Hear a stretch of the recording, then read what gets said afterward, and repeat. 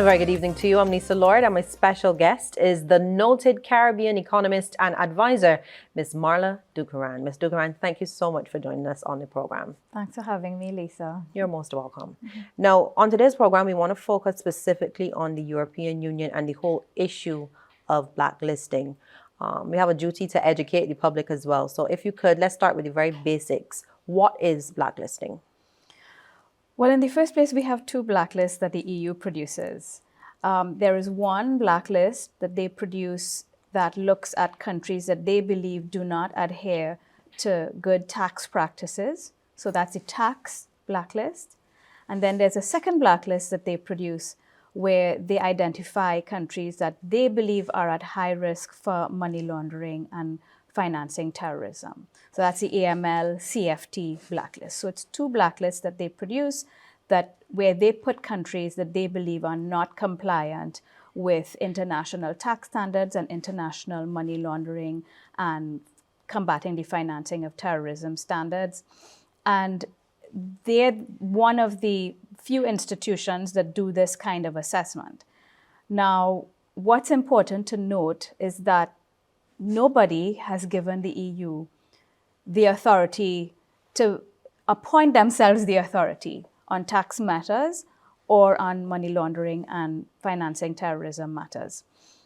Internationally, the OECD is recognized as the international tax authority, not the EU, and the FATF is recognized as the international AML CFT authority, not the EU. However, the EU just decided that they will produce these lists, which of course are not consistent with the OECD list or with the FATF list. And they constructed their own methodology and their own rules for how countries are assessed and listed. And also they change these rules however often they feel they would like to, and they administer these rules on a very selective basis. They do not administer these rules consistently across all countries, and they change the rules, as I mentioned, to suit their own purposes. And we'll get into all of that, but let's focus now on the tax blacklist. How do you get on this tax blacklist? What happens when you do get on it? So in looking at the tax blacklist, first of all, let's go to the Global Authority on Taxes. That's the OECD. And the OECD has a relationship and an agreement with all the countries that are their members for tax assessment purposes. And these countries are given guidelines as to what proper tax practice should look like. And the OECD does assessments and then rates you according to what their assessment shows, whether you are partially compliant, fully compliant. You know, there's a whole methodology that they implement. One of the things that countries are supposedly blacklisted for in the EU is basically having a low tax or no tax jurisdiction. So for example, when you look at countries like Bermuda, Bahamas, Cayman Islands, they have either what is called tax neutrality or a low tax or zero tax framework that they are entitled to implement as a sovereign nation in the case of the Bahamas in particular. And the OECD has no problem with the Bahamas, by the way. But the EU has decided that they would like to penalize countries that they believe do not have a tax framework that they think is reflective of proper tax practice. And they will blacklist you for that, whether it's low taxes, whether it's no taxes, whether you have a dual taxation framework. That also is one of those things that can get you blacklisted. So I don't know if you remember, some years ago, Barbados had an onshore tax, corporate tax, and then there was an offshore tax rate, which was different from the onshore. And legislation was passed to equate the two. And so we have a maximum corporate tax of, I think, 5.5%, but it can go down to much lower than that depending on the taxable profits. One of the reasons that was done was in order to satisfy the EU, because their policy is, or their stance, I should say, is that you should not have a dual taxation regime. You should not have an onshore versus an offshore. So Barbados, for example, implemented that legislative amendment so that they no longer had a dual regime. There's now one regime. So these are the kinds of things that they would tax blacklist you for. Also, countries like Trinidad and Tobago, where you have free zones. And a free zone is seen to be another manifestation or example of a dual taxation regime, where the companies operating in the free zone are subject to a different taxation regime, usually much lower taxes than those who are not in the free zone. So that's another reason why countries are sometimes blacklisted by the EU for tax purposes.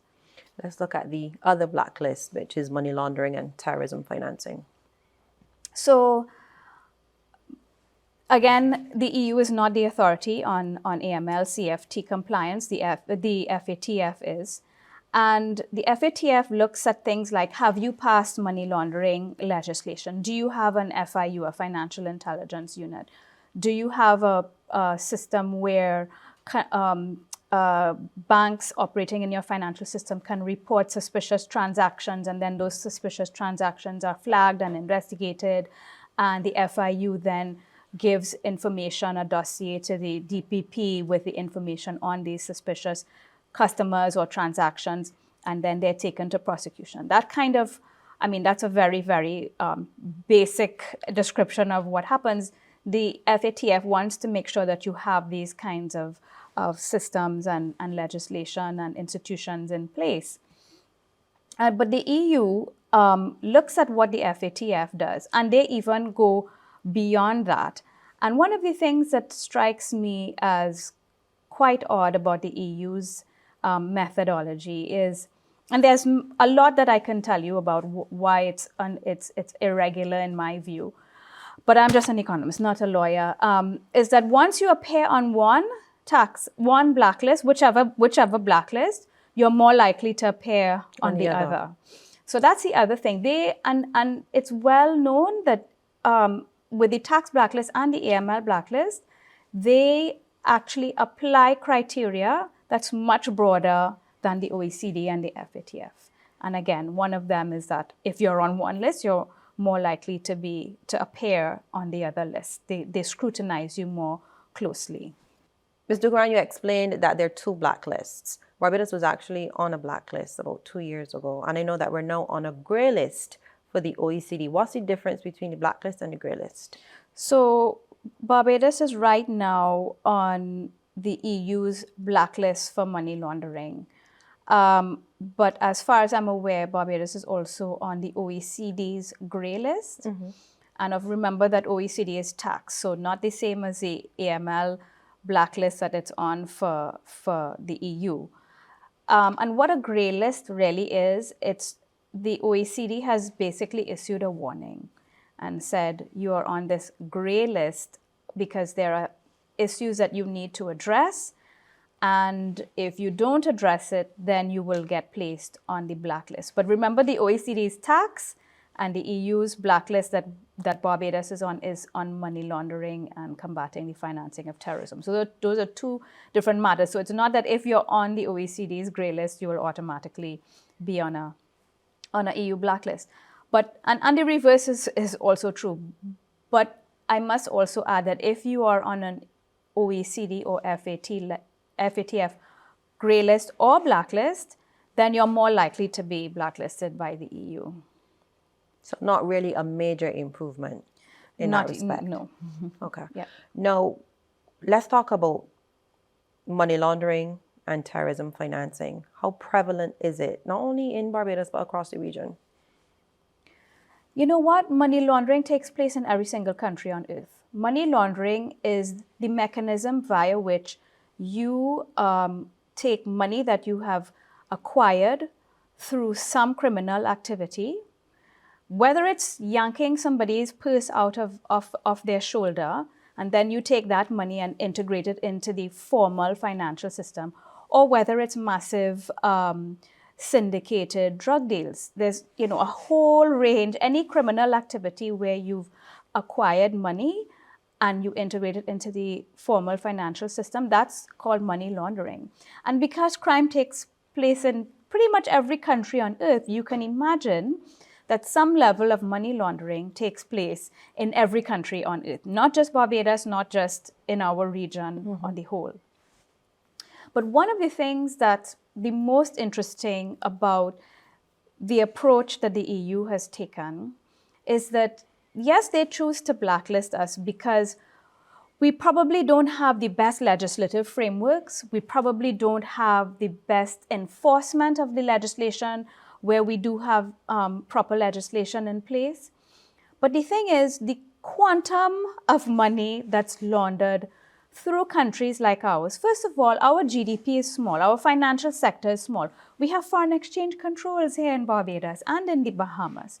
And so the ease with which money can be integrated into the financial system, the ease with which money can be moved across financial institutions and cross-border is much more difficult for us and in our region and with our circumstances than large financial centers like London. And it is well known that the money laundering capital of the world is London. And this is one of the things that's coming to light with this war that Russia has waged on Ukraine, where so many Russian oligarchs' wealth that was parked in London and properties purchased. We're now seeing that this is coming, and we're talking billions upon billions upon billions of dollars, that if a portion of that was parked in a country like Barbados or Bahamas or Bermuda, you would find it because we are so small and our financial system is so small relative to what you have in the UK and in the US, for example, which are the two largest money laundering spots in the world. So it's a question of not of whether money laundering takes place in Barbados or in the Caribbean. Of course it does. But the degree to which it takes place in our region is much smaller than these other large financial centers. And that was my question. How prevalent is it? So the application of these standards by the EU is very disproportionate because it is well known, and actually in the Netherlands, for example, there was an investigation by the parliament that found that billions of dollars is laundered, and tax evasion as well, through the Kingdom of the Netherlands. There is a lot of money laundering that takes place, as I mentioned, through London and other parts of Europe. And the degree to which it happens in those countries is several times what we have happening in this region. But it's so much easier to penalize us and to point fingers at us because we are small and because we are deemed to be weak. And we are, in a sense, defenseless because we are not large trading partners. We are not wealthy countries that these large countries in Europe and in the advanced economies, they don't depend on us for much. So blacklisting us and destroying our economies really is not going to harm them in any material way. So one might ask, well, why would they even bother to put us on a blacklist? Why would they even bother to come up with this methodology and update it? And, and the reason I believe that we are subjected to this treatment is because this is yet another manifestation of might is right and we are being discriminated against yet again, which has been happening since the beginning of time. Now, you mentioned that because we're so small, you can pick up instances of money laundering. I'm not sure if you tried to open an account within the last 2 years. Absolutely. It is an exercise. I was blown away by the measures in place. Even to buy a SIM card, you have to produce identification and, it's and tell them what's your job and things like that. So it's very difficult for us to do business in this region. And part of the reason for that is because these rules that have been imposed on us and because we are blacklisted, there's heightened due diligence that is carried out by the banks. The banks are obligated by their regulator that once a country is on any kind of OECD, FATF, EU blacklist, you must conduct enhanced due diligence. You must ask additional questions. You must ask for additional documentation and identification so that you can carry out what is known as KYC, know your customer checks, to a much deeper extent than a country that is not on any blacklist. But isn't that a good thing? Well, it's a good thing in the sense that it deters the criminal activity and the criminals from trying to integrate their dirty money into the financial system. But remember, first of all, the quantum of this kind of money is small. And remember that we are also highly open economies in this region. We are the most open region in the world. And when I say open, the degree of openness is measured by the amount of your imports plus your exports as a percentage of GDP. And every single country in this region, our imports plus our exports is in excess of our size of our GDP, the size of our economy. Because we are highly dependent on imports. We import almost everything we consume, and we are highly dependent on exports, whether we are tourism dependent, financial services dependent, or in the case of Trinidad and Guyana, Suriname, commodity dependent. And so once we are so trade dependent and so open, it means the speed and ease with which financial transactions can take place has a meaningful impact on our economies. If it takes this long, when I need to send a wire transfer to pay for a shipment, and my bank wastes 2 to 3 weeks asking me for my articles of incorporation, asking me for information on all of my directors on my board, asking me for ID for everybody on the board and in the upper management of my company, date of birth, place of birth, all kinds of things. When you get asked all of these questions, it takes so much longer, and the bank imposes fees on you for having gone through all of this exercise. And so it makes trade settlement much more difficult and much more costly and much more time consuming, which affects our competitiveness. If you are an exporter and you have to go through this each time, can you imagine how much more difficult your buyer, let's say you're exporting to somebody in the US, they're going to say, hang on, do I need to go through this every time I need to import a shipment of cocoa from you? Maybe I'll just get my cocoa in Ecuador because they don't have this problem. So it makes us much more uncompetitive, and it affects our economies. Which leads me to my next question. Now, Barbados and other regional countries are being asked to follow some exceptionally stringent measures. And I spoke to one of the executives in the international business sector recently, and he said he believes that this is designed to put Barbados and other countries out of business. Of course, it's a competitive, I think it's a discriminatory practice in and of itself. Well, first of all, before I get into why I think it's discriminatory, let me read for you the list of countries on the EU's blacklist. Sure. So this is as of today, okay? Their tax blacklist, the EU that is, was updated on the 24th of February this year. And the countries on their tax blacklist are American Samoa, Fiji, Guam, Palau, Panama, Samoa, Trinidad and Tobago, US Virgin Islands, and Vanuatu. Now, their AML blacklist, which was updated in March of this year, the 13th of March. So these are very recent updates.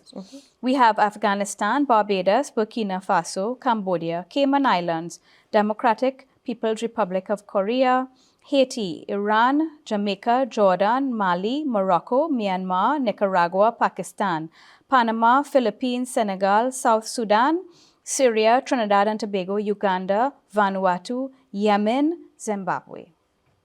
Now, when I first started looking at this back in 2018, it was really because Trinidad was the only country apart from Vanuatu to have appeared on both of their lists. Only those two countries, Trinidad and Tobago and Vanuatu, appear on both lists. And I thought to myself, what is going on here with my country? I need to look more closely at this and understand what's happening. And when I looked at this list, I thought, hang on, something's not right here. This is a tax blacklist and a money laundering blacklist. Yet still, all of the countries are very small, very poor. I mean, you have countries like Yemen and Syria, war-torn, countries that are, I guess you can say, are even failed states at this point in time. And they are on their knees, some of these countries, but they're blacklisted. And I thought, something's not making sense to me. And when you dig deeper and you look at these lists in detail, they're all small. They're all relatively underdeveloped. Most of them are former colonies of Europe. And in many cases, they are countries that are in some way or another, experiencing economic difficulties. Not all, but most of them are experiencing economic difficulties. And I can't help but think that this is a way for the European Union, which, by the way, like we mentioned before, are the biggest money launderers and the biggest tax evaders on earth. This is a way for them to continue to marginalize their competition so that they are more successful in conducting this business of money laundering and tax evasion.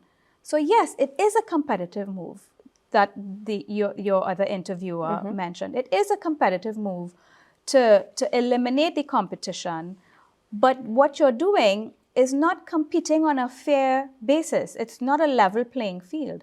It's you blacklisting countries, which by the same criteria, if you applied it to your own countries, they should have also been blacklisted. But you will never find a European country on the EU blacklist. You will never find a European ally like Saudi Arabia, like China, like India, for example, on the EU blacklist, because those countries are powerful. They might be developing or underdeveloped, but they're large and they're powerful and they're major trading partners. So you will never find those countries on the EU blacklist. Even a country like Venezuela, which is widely known to have, Venezuela is regarded as a narco state. Yet still Venezuela does not appear on the AML blacklist. Why? Because Venezuela has the #1 reserves of crude oil in the world.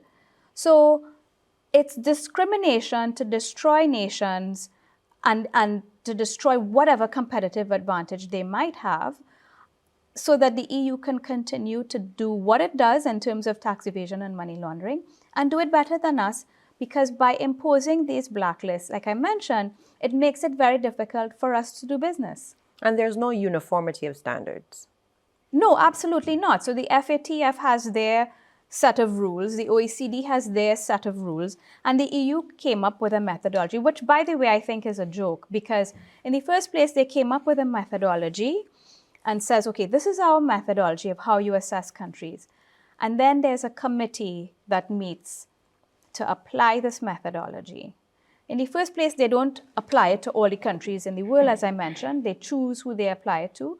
And then they actually say which countries they're not going to assess under the methodology. So they're selective in their application of the methodology. And then one of the aspects of the methodology says any country that they're going to assess, first they assess the level of economic importance that that country has for the EU. And if the level of economic importance is found to be high, like, let's say, like Saudi Arabia, like China, you will be exempt from being assessed using this methodology. So the methodology is not applied uniformly. It's applied only selectively.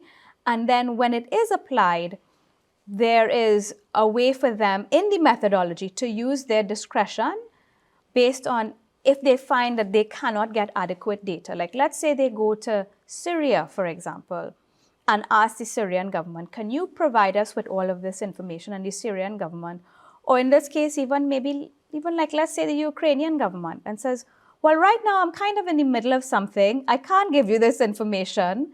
Oh, okay. Well, we can blacklist you just because you can't give us the information. No, I came across an article with you recently. You went on record as saying that countries who are fearful of being blacklisted should band together and take legal action. Well, not just fearful, those who are. I mean, one of the things that I'm quite disappointed about is that, as a region, we do not band together. You have, as I mentioned, we have countries like Barbados, the Cayman Islands, Haiti, Jamaica, Trinidad and Tobago on the AML blacklist.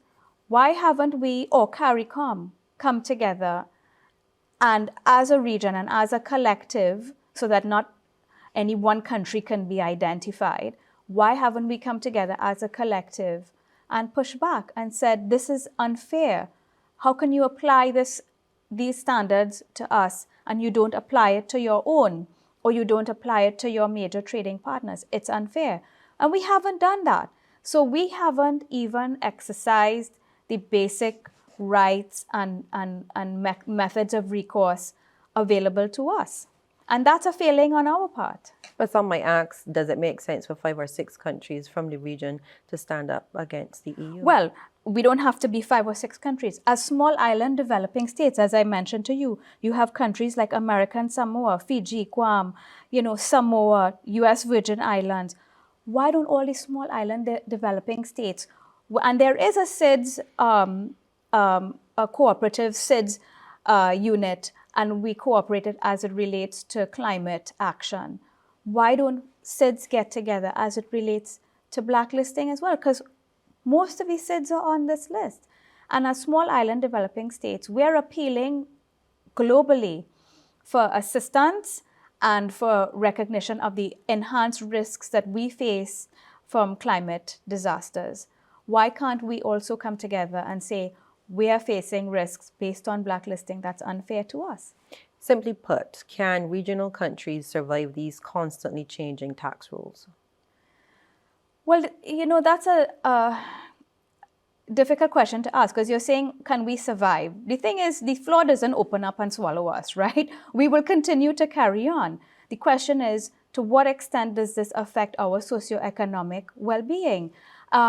As we know very well, this entire region, with the exception of very few, we have suffered from a socioeconomic performance standpoint. Even before the pandemic, you look at the human development indicators, most of us in this region are declining.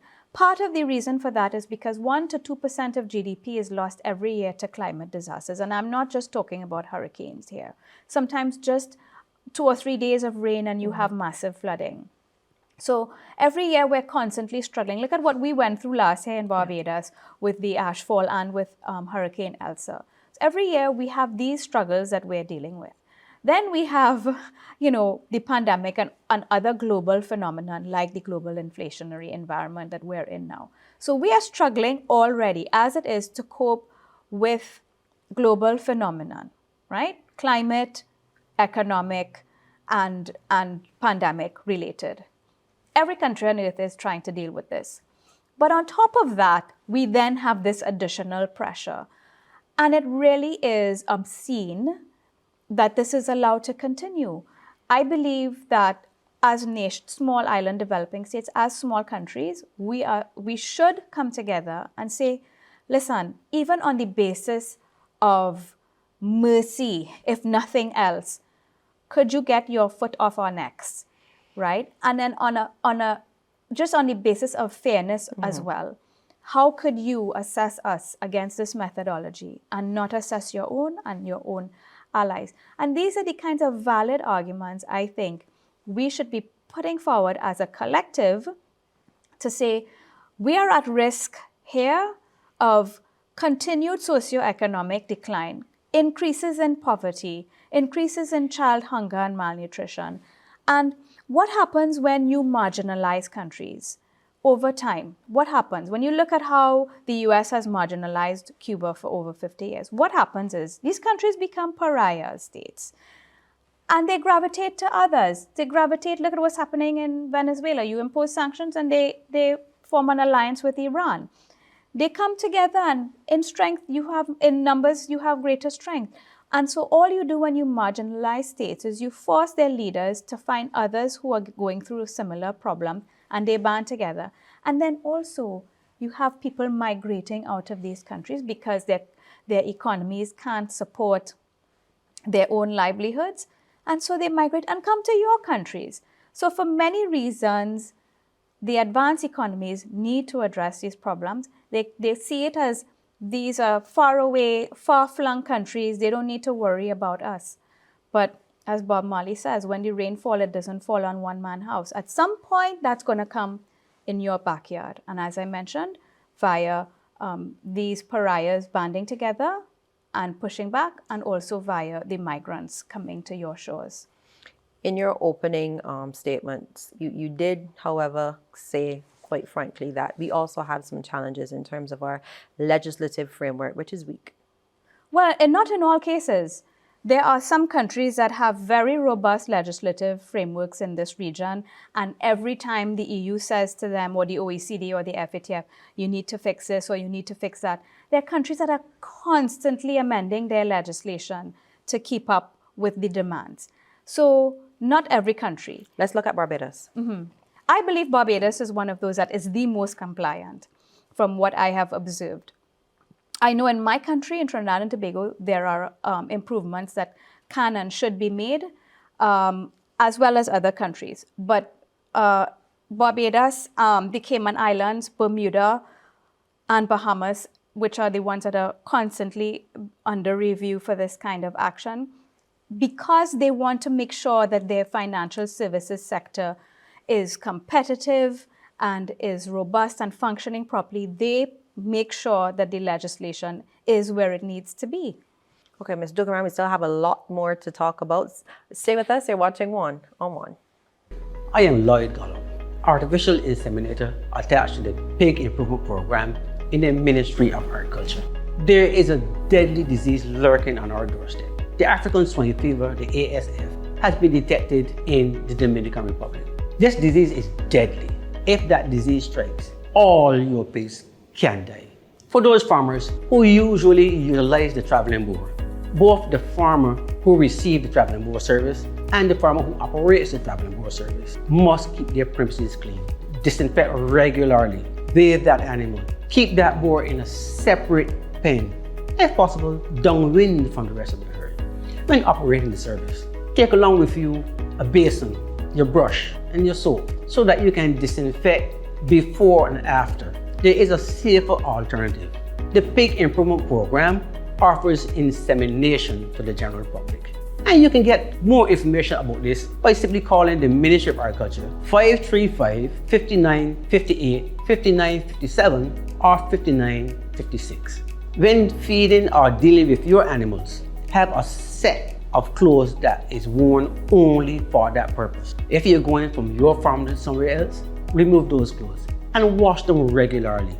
Do not feed swill. Swill is all these scraps and pieces of potato peeling that is left over after you prepare your dinner.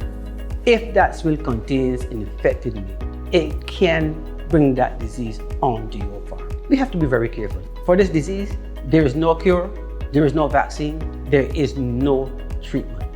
Help us keep African swine fever out of Barbados.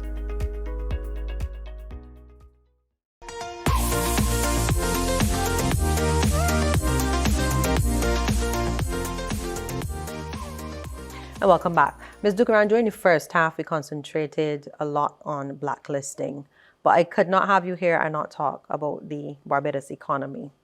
Now, the Governor of the Central Bank of Barbados, Dr. Cabazon Haynes, in his report on the first quarter of this year, indicated that the local economy grew by 11.8%, and this is due in large part to a massive rebound in the island's biggest sector, tourism. He says this double-digit growth is set to continue throughout the year. From where you sit, given the challenges posed by COVID-19, this cannot be an easy feat for Barbados. No, it's not going to be easy for any country, especially tourism and travel dependent, because we know the effect that COVID has had on the tourism sector. It was the sector globally that was most affected by the pandemic. And then on top of that now, the effect of higher oil prices, over $100 a barrel, on airline tickets. So that makes the cost of travel, even if you were willing to travel, it makes the cost of travel that much more expensive, and therefore the demand for travel is likely to be suppressed by that. So it is going to be a rough time for Barbados and all tourism dependent countries. Now, yes, we grew over 11% for the first quarter year on year, but we have to remember that this growth is not going to get us. It's not that this growth is the kind of growth we would have had in 2019, which actually, if you think of our economy as a pie, that's actually making the pie bigger. What's happening right now is the growth that we're seeing is kind of like a snap back from the decline that we had in 2020. And it's really that the pie shrank in 2020 and 2021. And so we're only now starting to get back to where we were in 2019. So we're not, yes, 11% sounds great and it sounds positive. And as a matter of fact, the IMF projected growth for Barbados for this whole year at, I think, 11.2%. But that's not going to yet get us back to where the economy was in that it was in 2019 until maybe 2023 or 2024 for most countries in the region, including Barbados. And that would have to be steady double-digit growth in any case. Yes, if we get 11% growth this year and, it will be a little bit less next year. I think the IMF is projecting 4.9 next year. Then by about 2024, we should get back to where we were in 2029. So all we're doing is recouping lost ground, really. Are you pleased with the performance of the BERT program, the homegrown program that Barbados has undertaken under the International Monetary Fund? Well, I think that Barbados was very fortunate going into the pandemic that we had already dealt with our debt restructure, that we had already agreed to a medium-term fiscal framework and fiscal targets in terms of debt to GDP, the fiscal deficit to GDP. All of these things were agreed before the pandemic hit. When the pandemic hit, these targets had to be amended, of course, because you can't expect the same performance under the pandemic. And yes, I would say it's quite remarkable that Barbados was able to continue to meet the revised targets under the BERT program.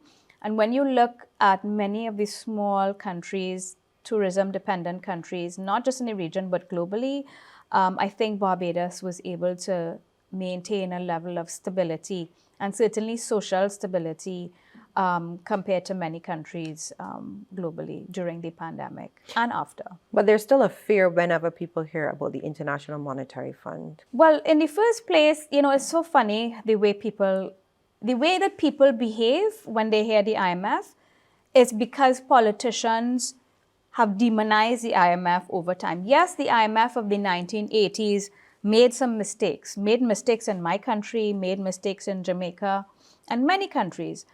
But the IMF today, I think, is a significantly reformed institution, especially as it relates to the way that it deals with economies that are not like the advanced economies. We do not operate and we do not function the way the United States, for example. Our economy is completely different in structure, and therefore the policies that you would apply to a developed country won't necessarily work for us. And so the mistakes they've made, as well as the demonization consistently from politicians, I think has contributed to that kind of reaction being expressed by the population. But if Barbados did not have the support of the IMF and the multilateral lending agencies such as the IDB and the CDB and so on, during the pandemic, where would they have gotten? I think I have a note here that the government secured $1.2 billion in 2020 and $1.15 billion last year from international lenders, from the multilateral agencies. Where would Barbados have gotten that kind of money? And at those rates. Exactly, to support the spending on unemployment relief, the spending on COVID measures and health measures. There were many countries that did not have that kind of support, and the governments had to borrow at commercial rates. The governments had to. There are countries among us where governments are printing money. Suriname went into a default, partly because of the kinds of pressures that their government was under. We were all under these similar pressures. And so I think that Barbados was in a very fortunate position to have dealt with its debt overhang and restructured it and have the multilaterals support for the liquidity when it needed it the most. So hopefully this will be testament to the fact that the IMF is not a boogeyman, and other countries will be careful about perpetuating that kind of a narrative. When you look at Jamaica, for example, right now and just before the pandemic, Jamaica had the lowest unemployment rate in its history. They had an IMF program that started around 2012 and kind of finished around 2019. They had the lowest level of poverty and the lowest level of unemployment that they had ever seen in their history.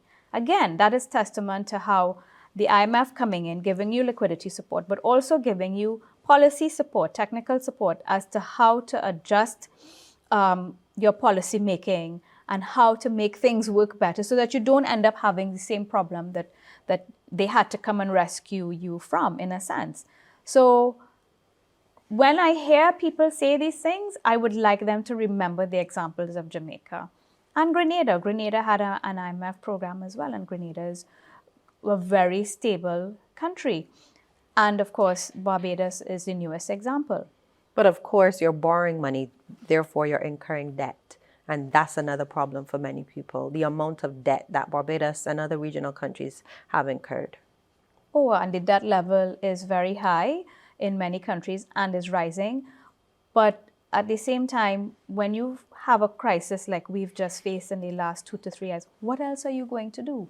Are you going to say, well, I'm not going to pay any unemployment benefits? Your people will go hungry. And a government has a responsibility to look after its people in times of crisis when they can't look after themselves. Now, there were countries, and you probably won't hear these stories, but for example, the Cayman Islands government, when the crisis hit, they had over 600 million Cayman dollars in savings because every year they ran fiscal surpluses, I think, for 7 years in a row and saved money, saved money, saved money. So when the pandemic hit, they had 600 million Cayman dollars, which is over 700 million or so US dollars in savings that they were able to deploy in safeguarding their population and the people who were affected by the crisis. And that's how you run a country. You save when times are good so that when there's a crisis, you can spend.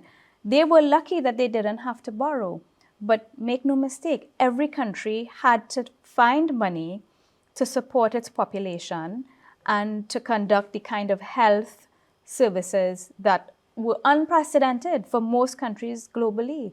So it's not just Barbados and it's not just small countries, but all countries globally saw a decline in their fiscal metrics over the pandemic. And debt is very normal for the average country. Debt is something that can actually be beneficial. When Dr. Kevin Greenidge wrote a paper and he found that somewhere around 55 or 56% of GDP in this region, the relationship between debt and growth becomes negative. So every additional dollar of debt causes your GDP or your economy to shrink. But before 55% of GDP, there's actually a positive relationship between debt and growth. For each additional, like if your debt to GDP was like the Cayman Islands, less than 10% of GDP, for each additional dollar of debt, you actually grow your economy by $1 more. So there can be a positive relationship, but it depends on when you borrow. You're not going to achieve anything positive if you borrow or when your debt to GDP is already over 55%. but it also depends on what you borrow for. If you're borrowing to pay wages and salaries and transfers and subsidies like we do in Trinidad and Tobago, you're just digging a hole and you're going to continue to go down this hole. But if you're borrowing to improve the productive capacity of your country, to improve its competitiveness, its infrastructure, for example, that's when you're going to see long-term gains, where that debt is actually going to grow your economy. Given the uncertainty that we had with the COVID-19 pandemic, and I don't want to say had because it's not over as yet, global inflation rates, etc. As an economist, are you in a position to make any predictions whatsoever for the rest of 2022? You mean a growth projection? Growth predictions, where do you see economies going, etc.? Yeah. There's a lot of uncertainty. So anything I say now is subject to change depending on what announcements are made today, tomorrow, whenever. I actually see that our region is on a long-term secular decline. And this has been happening. I think that in most countries, it really took root in 2008 with the global financial crisis. And when I say this, I'm not just talking about GDP growth, because you will see that there are countries, and I mentioned Jamaica just now, having had the lowest level of unemployment, the lowest level of poverty that they ever had in 2019. And so different countries are experiencing different things. But we, I think, are seeing since 2008 a very risky environment in which we exist. As I mentioned, we have climate change. Today, I read a report that said if emissions continue at the current level, Georgetown in Guyana will be one of 9 cities that will be completely underwater by 2030. 2030! That's less than 8 years. Yeah. In a blink, we will be in 2030. And in a blink, Georgetown, where the majority of Guyanese live, very densely populated, and is now, I think number 18 or 19 in the world in terms of the amount of crude oil reserves that they have. They will be underwater. When you look at, so we had the global financial crisis. We have the climate crisis that has been accelerating. The fact that we had in Barbados Hurricane Elsa, that was such an anomaly for us to experience that last year.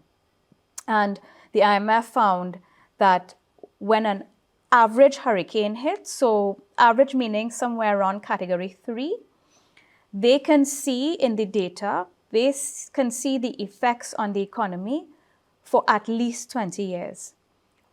So when something like that hits, for over 20 years, you're going to see the effects, second round, third round, nth round effects. So we have global financial crisis, climate crisis. And then on top of that, we talked about blacklisting, all of the pressures you have from a policy perspective, international policy. Then you have a pandemic. Now you have inflation. Our countries are really, really, really struggling. And one of the things on top of all of those challenges and constraints and risks that we're facing, one of the other challenges we face that nobody really talks about, you hear our Prime Minister here in Barbados talk about it, and she launched a population report some time ago, is the fact that we have shrinking populations. We have populations that are aging. Already Barbados has a greater over 65 versus under 15 population. We're not aging healthy in most of the region. So those of us who are productive and working, more and more we have to support those who are not. And that's a real strain and burden on the working population and on the state. And that's in addition to all the other vulnerabilities and challenges that I mentioned. And I feel worried for us and the future for this region. And I think that it requires really different thinking and policy making, completely different from what we're used to. And I don't think we're there yet. And greater regional integration is one of those. We do need to cooperate because we're too small to do it alone. And if we do cooperate cooperate. Your strength and my weakness will combine to make a better future for both of us. That's one of the things we really need to work on. But I think that policy making now and for the future requires very, very different thinking that we are not even teaching in schools yet. I'm going to put you on the spot here, and I apologize.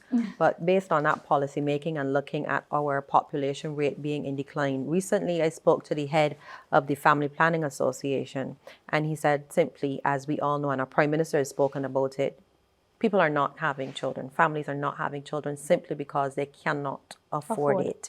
That being said, he said we should look at perhaps having incentives of some kind. As an economist, how feasible is something like that? I made you take off your glasses. Yeah, because it's a complex question. In the first place, I'm seeing projections, despite the pandemic, of global population being somewhere around 9 billion by 2030.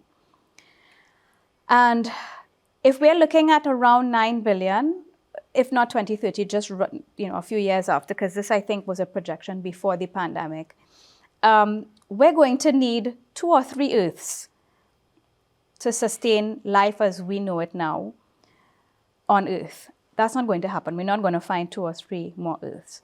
I do not believe that we need growth in perpetuity. I do not believe that we need population growth in perpetuity to drive growth.